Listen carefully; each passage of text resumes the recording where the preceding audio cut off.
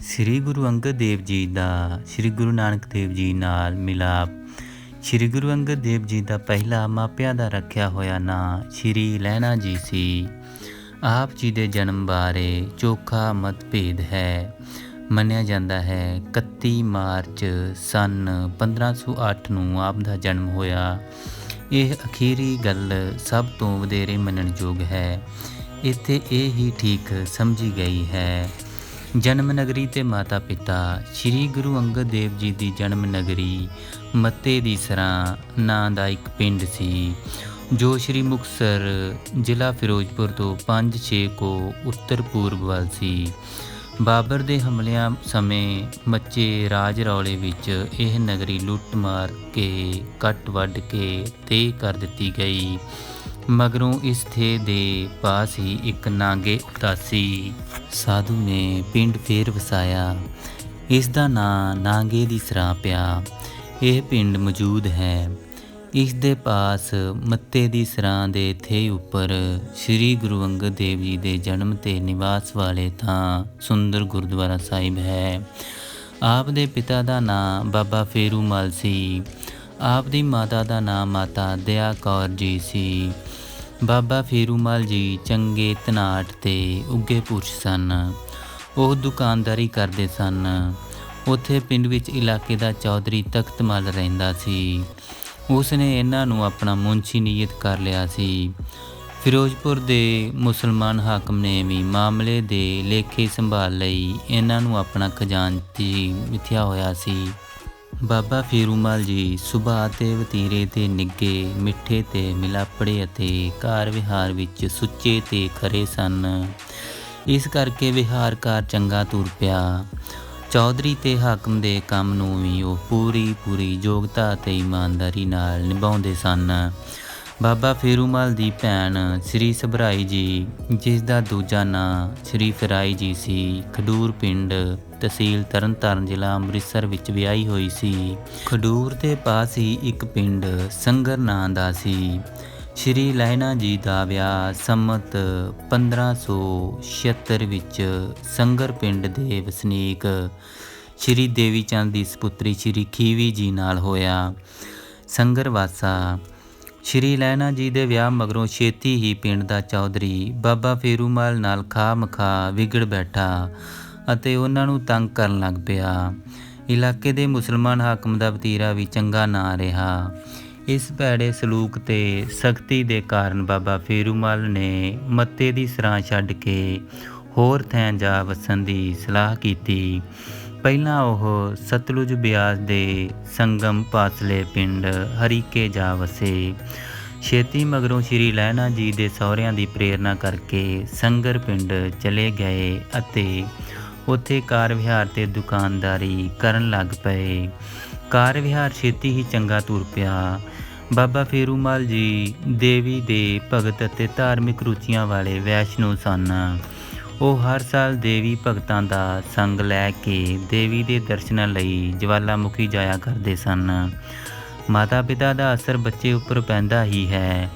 ਇਸ ਅਸਰ ਕਰਕੇ ਸ੍ਰੀ ਲਹਿਣਾ ਜੀ ਵੀ ਬਚਪਨ ਤੋਂ ਹੀ ਭਗਤੀ ਭਾਵ ਵਾਲੇ ਅਤੇ ਦੇਵੀ ਭਗਤ ਸਨ। ਬਾਬਾ ਫੇਰੂਮਲ ਜੀ ਸੰਮਤ 1583 ਵਿੱਚ ਅਕਾਲ ਚਲਾਣਾ ਕਰ ਗਏ। ਕਾਰ ਵਿਹਾਰ ਦਾ ਸਾਰਾ ਕੰਮ ਸ੍ਰੀ ਲਹਿਣਾ ਜੀ ਦੇ ਸਿਰ ਆ ਪਿਆ। ਇਹ ਵਪਾਰ ਵਿਹਾਰ ਉਹਨਾਂ ਨੇ ਪੂਰੀ ਯੋਗਤਾ ਨਾਲ ਨਿਭਾਇਆ ਅਤੇ ਚੰਗੀ ਸਫਲਤਾ ਪ੍ਰਾਪਤ ਕੀਤੀ। ਪਿਤਾ ਜੀ ਵਾਂਗੂ ਉਹ ਵੀ ਆਪਣੇ ਪਿੰਡ ਦੇ ਦੇਵੀ ਭਗਤਾਂ ਦੇ ਆਗੂ ਬਣ ਗਏ ਅਤੇ ਹਰ ਸਾਲ ਉਹਨਾਂ ਦਾ ਸੰਗ ਲੈ ਕੇ ਦੇਵੀ ਦੇ ਦਰਸ਼ਨਾਂ ਨੂੰ ਜਵਾਲਾਮੁਖੀ ਜਾਇਆ ਕਰਦੇ ਸਨ। ਮਾਤਾ ਖੀਵੀ ਜੀ ਦੀ ਕੁੱਖੋਂ ਆਪ ਦੇ ਘਰ 2 ਪੁੱਤਰ ਜਨਮੇ। ਸ੍ਰੀ ਦਾਸੂ ਜੀ ਸੰਮਤ 1581 ਵਿੱਚ ਅਤੇ ਸ੍ਰੀ ਦਾਤੂ ਜੀ ਸੰਮਤ 1584 ਵਿੱਚ। ਆਪ ਦੀਆਂ 2 ਧੀਆਂ ਸਨ। ਵੱਡੀ ਦਾ ਨਾਂ ਸੀ ਬੀਬੀ ਅਮਰੋ ਅਤੇ ਛੋਟੀ ਦਾ ਨਾਂ ਸੀ ਬੀਬੀ ਅਨੋਖੀ। ਗੁਰੂ ਦਰਸ਼ਨ ਦੀ ਤਾਂਘ। ਗੁਰੂ ਨਾਨਕ ਦੇਵ ਜੀ ਦਾ ਇੱਕ ਸਿੱਖ ਭਾਈ ਜੋਧ ਖਡੂਰ ਦਾ ਵਸਨੀਕ ਸੀ। ਉਹ ਹਰ ਰੋਜ਼ ਅੰਮ੍ਰਿਤ ਵੇਲੇ ਉੱਠ ਕੇ ਇਸ਼ਨਾਨ ਕਰਕੇ ਜਪਜੀ ਸਾਹਿਬ ਅਤੇ ਆਸਾ ਦੀ ਵਾਰ ਦਾ ਪਾਠ ਬੜੀ ਮਿੱਠੀ ਸੁਰੀਲੀ ਆਵਾਜ਼ ਵਿੱਚ ਕਰਦਾ ਹੁੰਦਾ ਸੀ। ਇੱਕ ਦਿਨ ਉਹ ਪਿੰਡੋਂ ਬਾਹਰ ਟੋਭੇ ਪਾਸ ਬੈਠਾ ਪਾਠ ਕਰ ਰਿਹਾ ਸੀ। ਉਧਰੋਂ ਰਾਤ ਭਰ ਦੇਵੀ ਦੀ ਜੋਤ ਉਦਾਲੇ ਜਗਰਾਤਾ ਕਰਨ ਪਿੱਛੋਂ ਸਵੇਰੇ ਇਸ਼ਨਾਨ ਕਰਨ ਲਈ ਸ਼੍ਰੀ ਲਹਿਣਾ ਜੀ ਵੀ ਉਸ ਟੋਭੇ 'ਤੇ ਪੁੱਜ ਗਏ। ਗੁਰਬਾਣੀ ਦੇ ਪਾਠ ਦੀ ਆਵਾਜ਼ ਉਹਨਾਂ ਦੇ ਕੰਨੀ ਪਈ। ਸੁਣਦਿਆਂ ਹੀ ਅੰਦਰ ਇੱਕ ਧੂ ਜਿਹੀ ਪਈ। ਉਹ ਭਾਈ ਜੋਧ ਜੀ ਦੇ ਕੋਲ ਜਾ ਬੈਠੇ। ਉਸ ਵੇਲੇ ਭਾਈ ਜੋਧ ਦੀ ਆਸਾ ਦੀ ਵਾਰ ਦੀ ਇਸ ਪੌੜੀ ਦਾ ਪਾਠ ਕਰ ਰਹੇ ਸਨ। ਜਿਤ ਸੇਵੀਐ ਸੁਖ ਪਾਈਐ, ਸੋ ਸਾਹਿਬ ਸਦਾ ਸੰਭਾਲੀਐ। ਜਿਤ ਕੀਏ ਪਾਈਏ ਆਪਣਾ, ਸਾ ਕਾਲ ਬੁਰੀ ਕਿਉਂ ਕਾਲੀਐ। ਮੰਦਾ ਮੂਲ ਨਾ ਕੀਚਈ, ਦੇ ਲੰਮੀ ਨਦਰ ਨਿਹਾਲੀਐ। ਜਿਉ ਸਾਹਿਬ ਨਾਲ ਨਾ ਹਾਰੀਐ, ਤੇ ਵੇਹਾ ਪਾਸਾ ਢਾਲੀਐ। ਕਿਛ ਲਾਹੇ ਉੱਪਰ ਘਾਲੀਐ। ਭਾਈ ਜੋਧ ਪਾਠ ਕਰੀ ਗਿਆ ਤੇ ਸ਼੍ਰੀ ਲਹਿਣਾ ਜੀ ਪਾਸ ਬੈਠੇ ਸੁਣੀ ਗਏ। ਗੁਰਬਾਣੀ ਸ਼੍ਰੀ ਲਹਿਣਾ ਜੀ ਦੇ ਅੰਦਰ ਧਸ ਗਈ। ਉਹਨਾਂ ਦੇ ਮਨ ਨੂੰ ਅਜਿਹੀ ਸ਼ਾਂਤੀ ਪ੍ਰਾਪਤ ਹੋਈ ਜਿਹੜੀ ਆਪਨੇ ਅੱਗੇ ਕਦੇ ਮਹਿਸੂਸ ਨਹੀਂ ਸੀ ਕੀਤੀ। ਜਦ ਭਾਈ ਜੋਧ ਦੇ ਪਾਠ ਦਾ ਭੋਗ ਪੈ ਗਿਆ ਤਾਂ ਸ਼੍ਰੀ ਲਹਿਣਾ ਜੀ ਨੇ ਪੁੱਛਿਆ, ਤੁਸੀਂ ਕਿਸ ਦੀ ਬਾਣੀ ਪੜ੍ਹਦੇ ਗਾਉਂਦੇ ਸੋ? ਭਾਈ ਜੋਧ ਨੇ ਕਿਹਾ, ਇਹ ਸੱਚੀ ਧੁਰ ਦੀ ਬਾਣੀ ਸ਼੍ਰੀ ਗੁਰੂ ਨਾਨਕ ਦੇਵ ਜੀ ਦੀ ਰਚਨਾ ਹੈ, ਜੋ ਆਪ ਜੀਵਾਂ ਦੇ ਉਧਾਰ ਲਈ ਨਿਰੰਕਾਰ ਦੀ ਹਜ਼ੂਰੀ ਵਿੱਚੋਂ ਲਿਆਏ ਹਨ। ਹੋਰ ਪੁੱਛਣ 'ਤੇ ਭਾਈ ਜੋਧ ਨੇ ਦੱਸਿਆ ਕਿ ਗੁਰੂ ਨਾਨਕ ਦੇਵ ਜੀ ਕਰਤਾਰਪੁਰ ਨਿਵਾਸ ਕਰਦੇ ਤੇ ਜੀਵਾਂ ਨੂੰ ਧਾਰਦੇ ਹਨ। ਸ਼੍ਰੀ ਲਹਿਣਾ ਜੀ ਦੇ ਅੰਦਰ ਖਿੱਚ ਪਈ ਅਤੇ ਗੁਰੂ ਜੀ ਦੇ ਦਰਸ਼ਨਾਂ ਲਈ ਤਾਂਘ ਉੱਠੀ।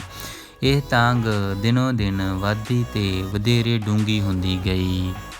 ਉਸ ਸਾਲ ਅਰਥਾਤ ਸੰਮਤ 1599 ਵਿੱਚ ਵੀ ਸ਼੍ਰੀ ਲਹਿਣਾ ਜੀ ਅੱਗੇ ਵਾਕਰ ਦੇਵੀ ਭਗਤਾਂ ਦਾ ਸੰਗ ਲੈ ਕੇ ਦੇਵੀ ਅਸਥਾਨ ਦੀ ਯਾਤਰਾ ਲਈ ਜਵਾਲਾਮੁਖੀ ਨੂੰ ਤੁਰੇ, ਪਰ ਸਲਾਹ ਇੱਕ ਪਕਾ ਲਈ ਕਿ ਇਸ ਵੇਰ ਕਰਤਾਰਪੁਰ ਹੋ ਕੇ ਜਾਣਾ ਹੈ।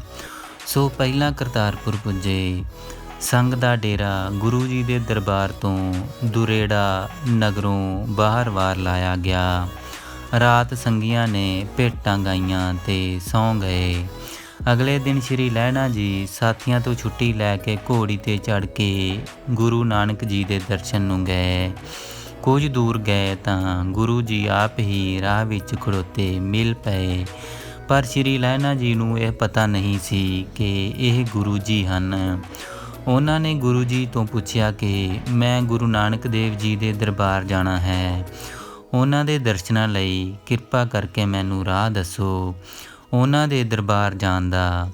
ਗੁਰੂ ਜੀ ਨੇ ਮੁਸਕਰਾ ਕੇ ਬੜੇ ਪ੍ਰੇਮ ਨਾਲ ਕਿਹਾ, ਆ ਪੁਰਖਾ, ਮੇਰੇ ਮਗਰ ਮਗਰ ਘੋੜੀ ਲਈ ਆ, ਮੈਂ ਵੀ ਉੱਧਰ ਹੀ ਜਾਣਾ ਹੈ।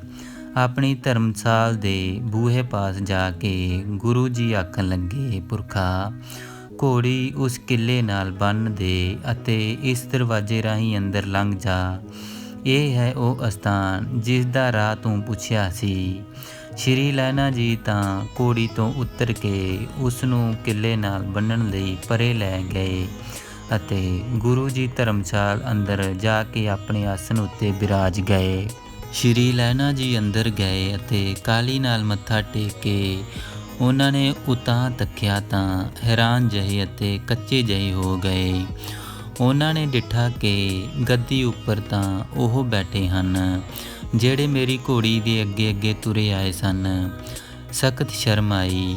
ਅੱਖਾਂ ਵਿੱਚ ਅੱਥਰੂ ਭਰ ਕੇ ਕਹਿਣ ਲੱਗੇ, ਮਹਾਰਾਜ, ਮੈਥੋਂ ਸਖਤ ਬੇਅਦਬੀ ਹੋਈ ਹੈ। ਮੈਂ ਘੋੜੀ 'ਤੇ ਚੜ੍ਹਿਆ ਆਇਆ, ਤੁਸੀਂ ਅੱਗੇ ਅੱਗੇ ਪੈਦਲ ਤੁਰੇ ਆਏ, ਮੈਨੂੰ ਬਖਸ਼ੋ। ਇਹ ਆਖ ਕੇ ਉਹਨਾਂ ਨੇ ਫੇਰ ਮੱਥਾ ਟੇਕਿਆ ਤੇ ਕਿੰਨਾ ਚਿਰ ਸਿਰ ਧਰਤੀ ਤੋਂ ਚੁੱਕਿਆ ਹੀ ਨਾ।